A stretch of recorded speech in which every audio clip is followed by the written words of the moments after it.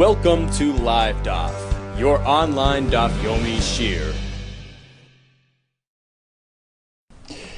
Shalom Aleichem, welcome back to today's DAF, Bava Kamma DAF Peites. We are holding at Peiches Amud Beis, 2 lines off the bottom. Amar Rav Idi bar Avin.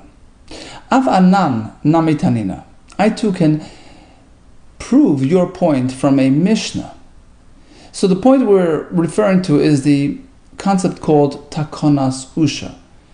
When the Sanhedrin were situated in the town of Usha, they established a takana, the following practice, that if an Isha, if a married woman, sells her assets, specifically the Nichsei Melug, so basically she brings in, she can bring 2 types of assets into the marriage. First is Nichsei Melug, which are really owned by her, but he gets the payrois. The husband can take the income coming off that property, but literally, practically, legally it's hers. Whereas Nichsei Tzoin Barzel, it's solid, reliable, like iron, like Barzel, which basically means that in this case, he is assuming responsibility for those items, and those items, those assets are actually recorded in the Ksuba document. So they're sort of transferred into his possession. He looks after them, he cares for them, he's responsible for them. And ultimately, if they separate, they get divorced, she takes that, back with her. So with respect to the Nichsei Melug, which are really totally owned by her, but he gets this chus. The husband was given granted the payrois rights to take the income off that property. So let's say she goes and sells that to somebody. So currently speaking, the person cannot literally take it because the husband now is still accessing that field or whatever. He has the right to the payrois. But the chiddush of the Takanas Usha was that even after her passing, even after she passes away, the husband gets that the asset now reverts to the husband's ownership, totally his. He's like the Lekeach Rishon, Rashi calls it. He's like the first buyer. He gets the first rights. He's the first one in there. And this was to avoid any sort of tension and possible Ava and animosity within the marriage. So that was Takonas Usha. And here come 2 rayas. One is by Rav Idi bar Avin, and next comes another raya later on,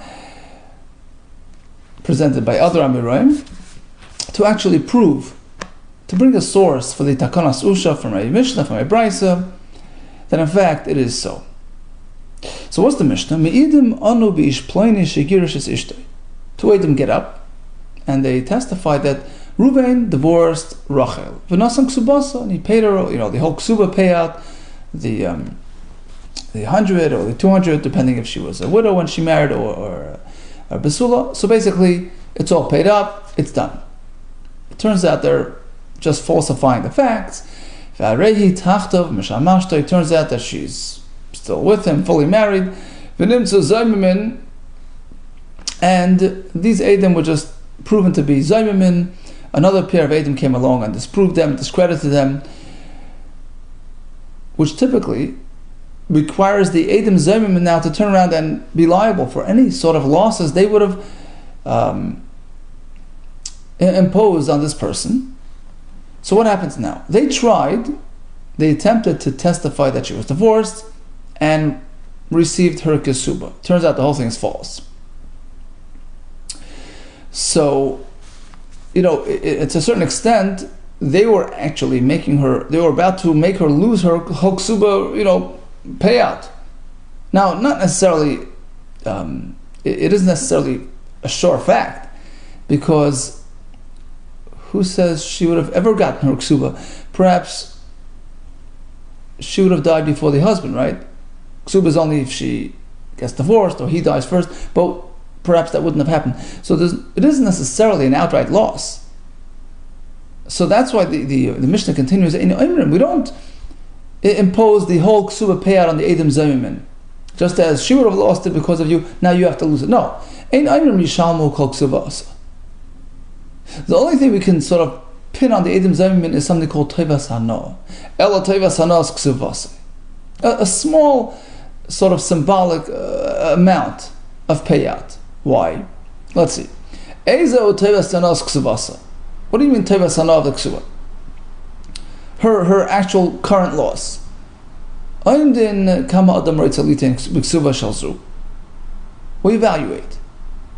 How much would a person, a stranger, total stranger, be willing to pay sort of a gamble? To buy off, to purchase the ksuba rights, the rights to collect a potential future ksuba payout, if she is in fact going to be deserving of one, if the husband dies or divorces her. It's a chance. It's a gamble. It's a lottery. So there's a certain amount that a person would be willing to spend for that. She'imnis armalo and isgash, if in fact she becomes an almana or she gets divorced, instead of her getting the ksuba payout, which she deserves, he will get it because he purchased the rights for that collection. On the other hand, there's always a chance. It's a risk, right? There's always a good chance that no payout will be in place. V'imesa yiroshena bala. If she dies first, husband who will be the one getting the, be yours the whole business.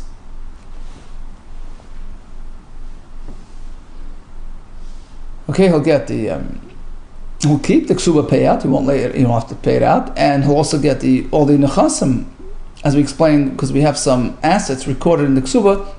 So that's the deal.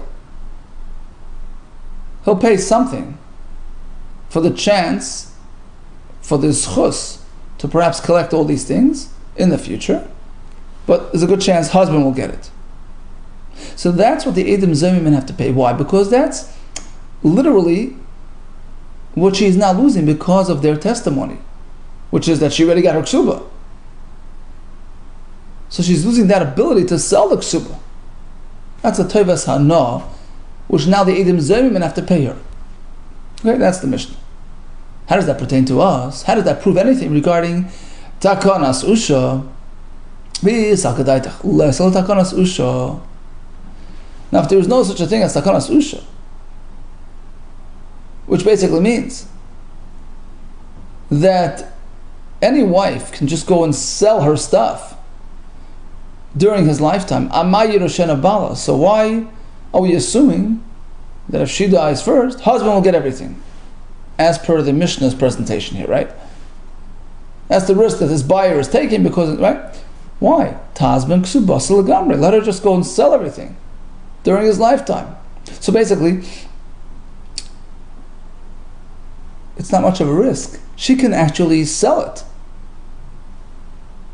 which overrides her husband's access. Amra Abayis says, hold it. Im amru b'nichsei melug. Maybe, you're right with respect to those nichsei melug, which are really hers, but he gets the pairs. That, you're right. Without the takanas usha, she can go sell those assets. But here we're speaking about ksuba related assets.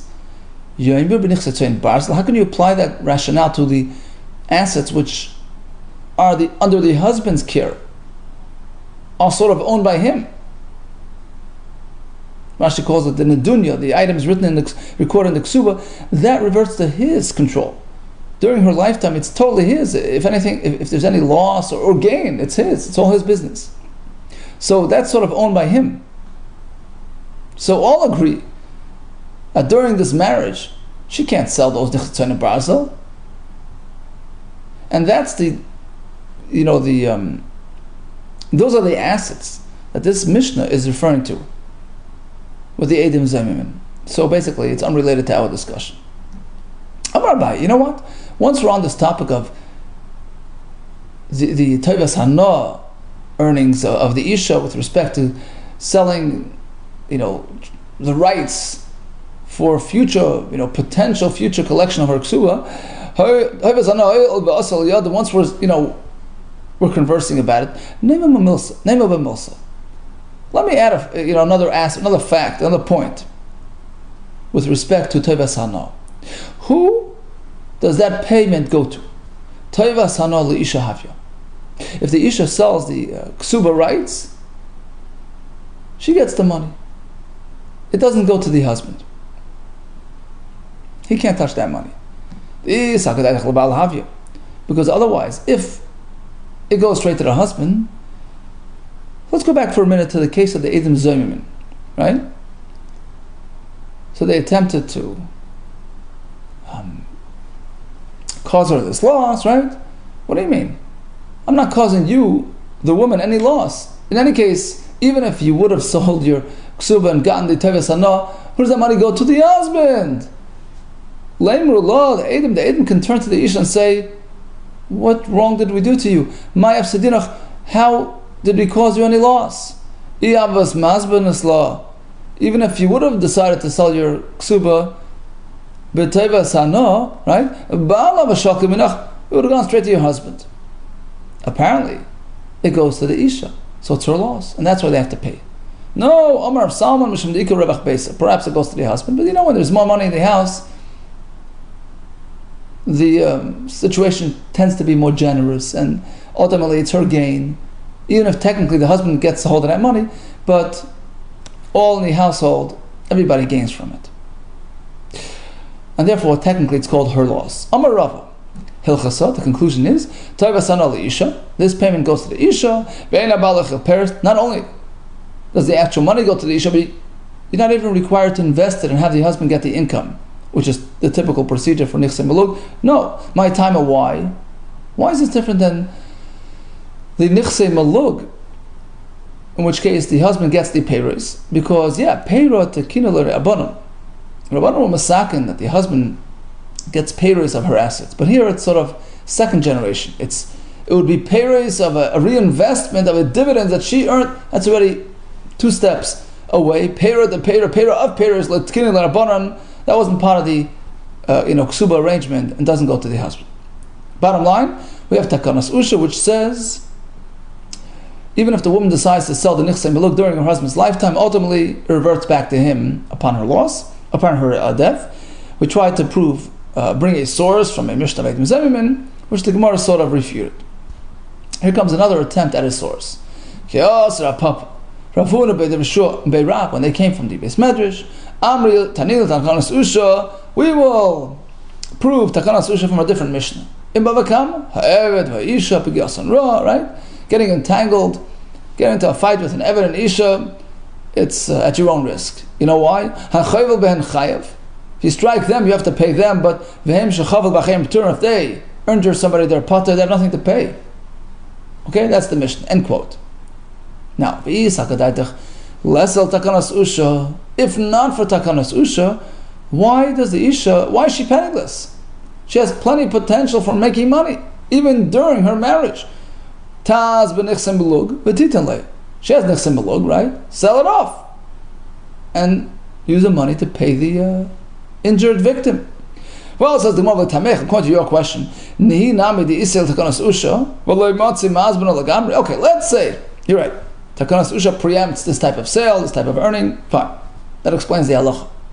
But she still has another avenue of income. Tazben l'nichsem belug, but fine, she can't actually fully sell the nichsem belug, as we explained, because the husband gets first rights. But teves hana, which is that sort of risky, proposition, that you can still do. Look, I'm selling it to you. If my husband dies, you'll get it. V'titan lane, take that money and give the victim.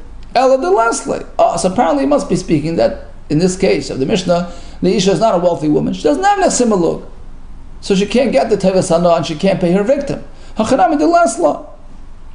So so basically, even if there was no takanos usha, she can actually literally sell everything, but speaking, she doesn't have anything to sell. Well, she still has something in her back pocket, her ksuba.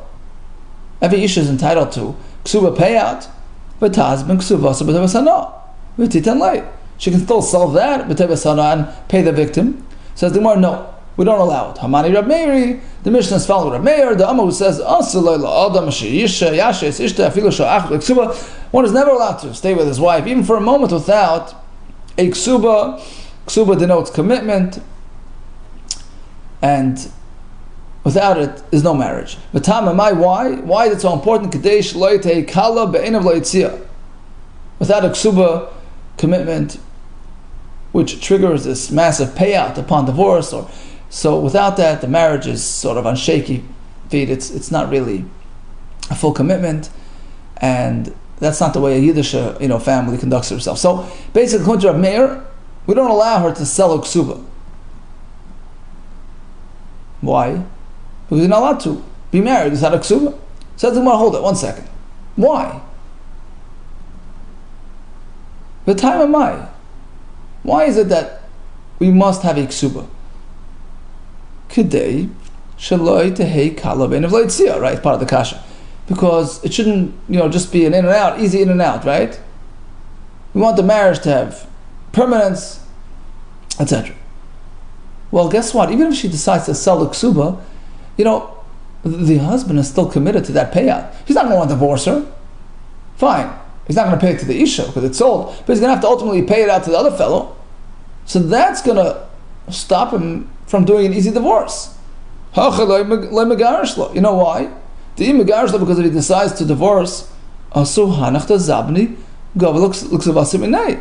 these customers, the ones who purchased the ksuba, this Teve Sana arrangement, where the Isha will come and collect it from the husband if he divorces her.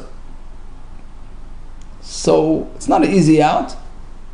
So what's wrong with doing that? If we go to a mirror, the marriage is still fully committed. Oh, apparently there's another reason why the Mishnah says if an Isha attacks somebody, she has nothing to pay. Regarding the ksuba Teve Sana, Teve Sana is just milinin, it's just a word, it's just verbal commitment. It's not an actual item. Umili lemishtabdi, and that doesn't. There's no obligation. There's no shibud to give that to a creditor. You have an asset, you have a house, but not just verbals and all kinds of. You don't have to give it to your victims. Allah Malai says, why? These aren't just theoretical verbals. It's an actual deal that you can actually buy and sell. These are words, but they're sold and purchased bidinri with coins. It's a tangible right. It's something which has value. It's a product. So why not require her to give this to her victim? Ella rather b'shem de Shmuel. It's based on Shmuel. Damar Shmuel. Hamoicher shtarchoy b'chaveri. Shimon borrowed money from Reuben. Reuben is the Baal Chayv. He has a shtar chayv, a loan document. He decides to sort of sell it to Levi and give him the rights to collect that loan.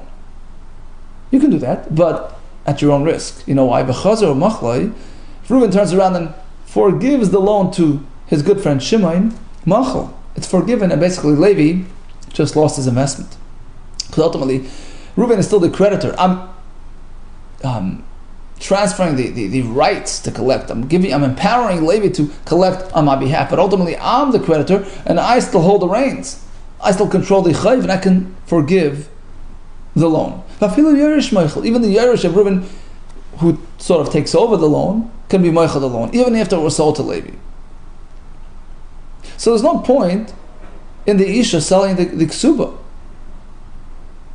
and using that to pay up her debt here, because she can turn around and be meichel the whole ksuba to her husband even after she sold it. Asks the Gemara, okay, Amris, the question was Zevuni Zavin, let's obligate her to sell it. V'titen and take the money that she earned from that sale, give it to the victim. V'machlo leila gabe baal timchalo. And ultimately, if she decides to forgive her ksuba to her husband, okay.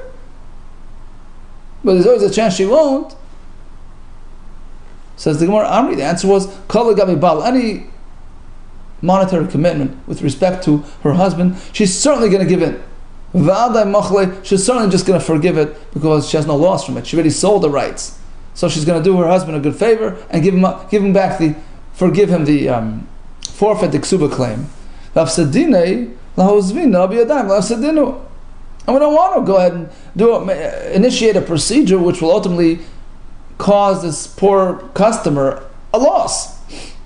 Said the Gemara, okay, so that doesn't make sense to sell it to a stranger when we know that ultimately he's going to lose his investment. Perhaps we'll say like this.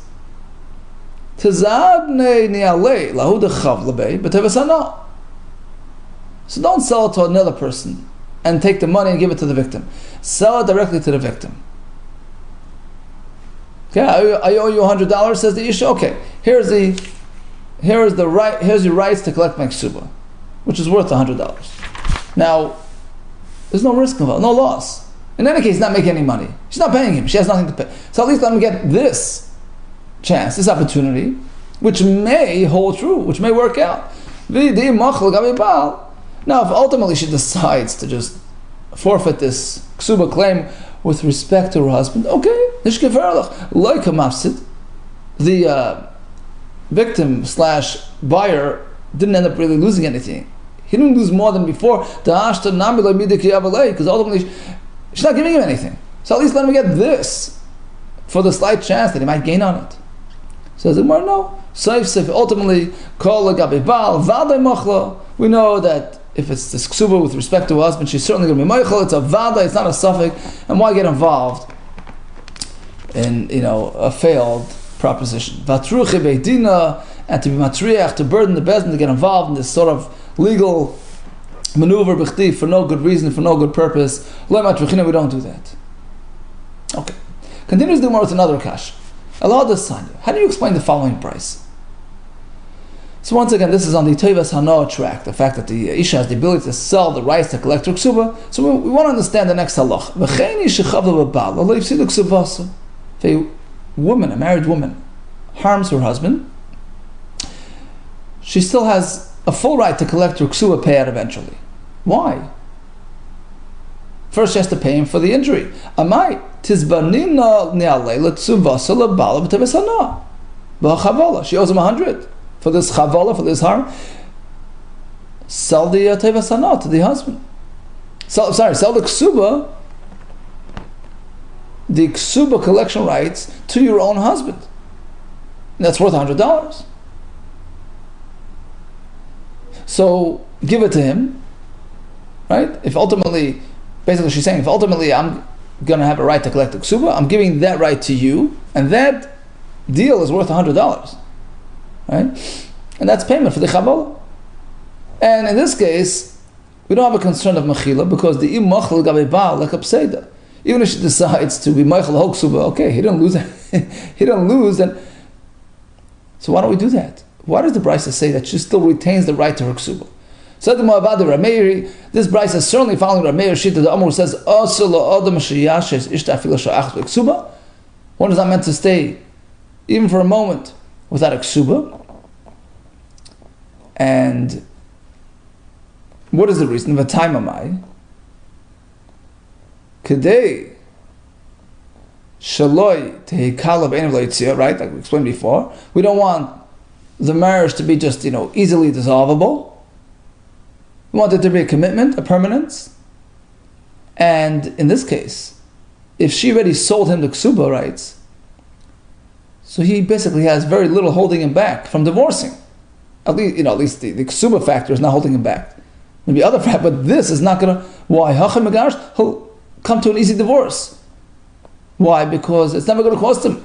Because he's the one that's collecting the ksuba. So basically, there will be no ksuba payout upon this divorce.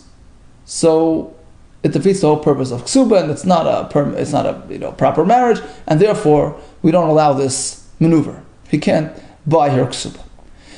Says the Gemara, okay, if that's your concern, that it's going to lead to easy divorce, now as well. Fine, she didn't sell him the ksuba, right? But she injured him. She owes him the $100. You know what he's going to do? Okay, you have nothing to pay. He'll divorce her and give her the ksuba and take it back for his injury. As the Gemara, we're speaking that she has this grand, very large, high number of ksuba. Typically, the basic ksuba payout matter is only 100 for the amana, 200 for the psula. But he was ma'isiv, like we do very often. We do teseves ksuba. He committed himself to a very large amount of money. It's not worth it for him to collect his $100 to go divorce her and give her $1 million. It's not worth anything. No, it doesn't work. So therefore, there's no concern. Said the Gemara, here comes a new kash, a new twist. if in fact we're speaking about such a case that her ksuba amount exceeds the basic ksuba commitment in HaTorah, let's go back to the original kasha. She harmed him, she injured him. Well, she keeps her ksuba. Why? Why can't she sell him the ksuba? Because that makes it for an easy divorce. 1 second. Nukma aksuba deraisa. Let's go like this. Let's sort of splice the ksuba into two. The basic ksuba deraisa, the 100, 200, that will maintain, we'll keep it intact. Won't touch that. And that's going to sort of serve the basic ksuba purpose, right? And allow the marriage to continue. But the extra amount, the tesebet ksuba, that is not required in HaTorah, right? That amount she can sell to him, to the husband. Look, I owe you this much for the injury. Take the ksuba now as payment. So why does she hold on to the whole ksuba? So the Gemara could go into learn a fish ksuba, some ksuba deraisa. Yeah, we're speaking where her ksuba, total ksuba commitment does not exceed the basic ksuba deraisa amount, so there's no way to sort of split, the ksuba into two. There's nothing to sell. And since we're speaking that the havi chavale abor zuzi, that the chavala, the injury is only about 4 coins, and the ksuba, of course, is 25 selah, which is 100 zuz. So that's going to sort of ensure the continuity of the marriage. To mishum abor zuzi, to get back his 4 coins, injury compensation. Is not going to go and divorce her, which triggers a 25 selah, which is 100 zuz payat. Okay, so that's basically what the Brisa means to say. If she inflicted this minor injury, she's still going to hold on to the ksuba. We don't compel her to sell it. We don't want to, make the marriage easily dissolvable. On the one hand, on the other hand, there's no reason for him to divorce her to collect his few coins, because it's going to bring him a greater loss. Continues the Gemara. Elohada Sanya. Okay, let's go to the next shaila. We have another brisa to explore. Kashem shaloi timkar v'yitachtov, kach le'tafsid v'yitachtov. We have a brisa which is sort of a cryptic brisa, like a riddle. Just like she's not supposed to sell the ksuba when she's married, she won't lose it. What does that mean? She won't lose it.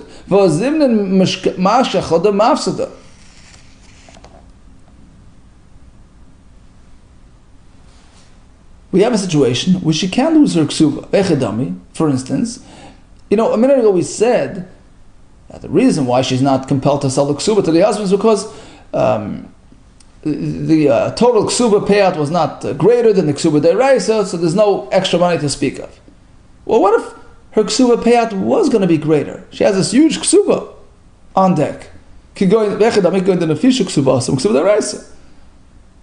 Let's say we have a situation where her total ksuba amount exceeded the ksuba deraisa amount. So in this case, the extra she should be selling to him as sort of compensation for the here. Take it as compensation for your injury. Amar Rava, you're right. This brisa is not discussing our situation. We're speaking about a totally new aspect of ksuba. Seifa ason the ksuba has been in dichron. Okay, so Rashi explains as follows: Ksubas benin dichron literally means the ksuba which goes to the zachar children, the sons. So we have Rachel who married Reuven, followed by Leah who married Reuven, and each woman brings her own sort of assets into the marriage, and she wants to ensure that her own sons will get. Let's say she passes away, and then the husband passes away. She wants that her assets should remain in the family. They should get, whether it's the asset itself or the value, they should get proportionally more than her co-wife's children. Rachel wants that her sons should get a greater share of the Yerusha, which corresponds to the asset that she brought in. So that's the way it works. Ksuvas ben Dichra means that the sons of Rachel get their mother's ksuva, and Leah's children get her ksuba as well. And the rest of the husband's assets are split equally, like a regular Yerusha. But the ksuba amount, that's specific to each one's respective family, each one's respective sons. That's what the Brisa is speaking about. The special takana ksubas ben indichrin. By the way, the whole point, the reason for takana, the Gemara Ksubas explains, so that a father marrying off his daughter should be generous, tend to be generous and giving, knowing that anything that he gives into the marriage will ultimately remain within the family. Okay, so that's the point here. The Brisa just means like this. The halacha is that even if an isha decides one bright morning to sell her ksuba, like we explained before, but ultimately if she dies followed by the husband, her sons will still get the assets, the nichseta and brazla, all that, because Rashi explains, the Gemara explains, my time of why Zuzi Yehuda and Suah, she was compelled by financial constraints. She needed the money desperately. That's why she sold the ksuba rights, but she didn't mean to sell away to forfeit, to give up, to surrender this right called ksubas ben indichrin from her children. So just as that is true, is a true fact, likewise, even if she sells a ksuba to her husband or himself, the takana ksubas ben indichrin is still in place. My time for the same reason. Zuzid and Suah, she was forced, she was compelled for financial reasons, but she didn't mean to be mafsid her children. Okay, that's all the Brisa means, and of course, nothing to do with the whole idea of selling the ksuba, which of course still holds true. She still has that ability because that's the point of Tue May we were speaking throughout the whole DAF. So that's the Gemara. Okay, let's go back to the original concept called takonas usha. If an isha decides to sell her nichsei melug, later on, after her passing, husband can come around and just, take it. He overrides this sale. Leima takanas usha tanoihi. Perhaps this takana is really subject to machlekes tanoim. The Tani Chada, we have one brisa which says, Avdei Melug. If the Isha has slaves, Avadim Knanim, which are hers, and she brings them into the marriage, they're really hers, but he can use them, right? Avdei Melug. Yoitzin B'Shein V'ayin the Isha. We all know that if the master of the Evet knocks out his eye or tooth, he goes free. Who's considered the master? Who's the owner? So technically she owns it, but practically the husband uses it. He has the kinyan peiros, he has usage rights. So, according to this brisa number 1, the Isha is considered the primary owner. So, if she knocks out the shein v'ayin, the Evet goes free, but not if the husband does so. He's not the owner. We have another brisa. None of them can do it. Savruah, so the Gemara figured, the Kuliyam all agree, both brises hold kinyan peiros lav kinyan gufdami. The husband's peiros, the husband's usage right, and the evet is not considered actual ownership. Okay, so that's the notion we're working with. So what's the machlekes about? Maila bakamivliki. Apparently the machlekes between the two brises are as follows. The man damar isha, according to the first brisa, the woman is considered the owner. Less late takanos usha. He doesn't hold takanos usha. She's the full owner. If she decides to sell it, it's sold. She's the owner. Brisa number 2 holds, in which case the Isha cannot really fully sell this, and the husband is not really the owner anyways, he's only kinyan pairs, so really none of them, not the Isha or the Isha, are really considered the owners. So we see that this takanas usha is really machlekes tanoim. Lo, he says the Gemara, not necessarily. Everybody perhaps holds up takanas usha, ella kan kodim takana, First brisa was speaking before the Sanhedrin and Usha established this halacha, in which case the husband is really the wife is the full owner.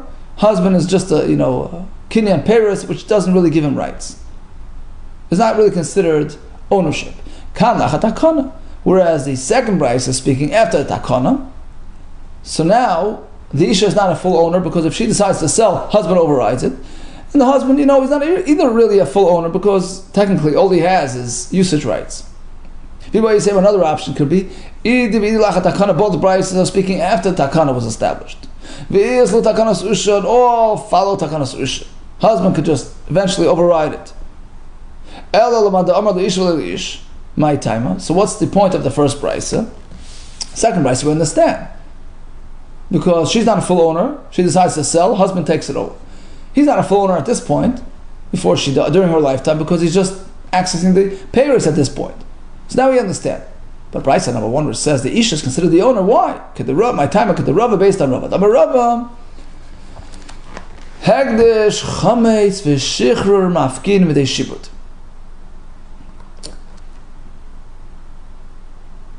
Let's say Shimon borrowed money from Reuben, and he turned his shayr, his animal, into an apoitiki. He made it the object of a lien, like a collateral, right? And then he turns around and decides to make this same animal a carbon. It's mafkia.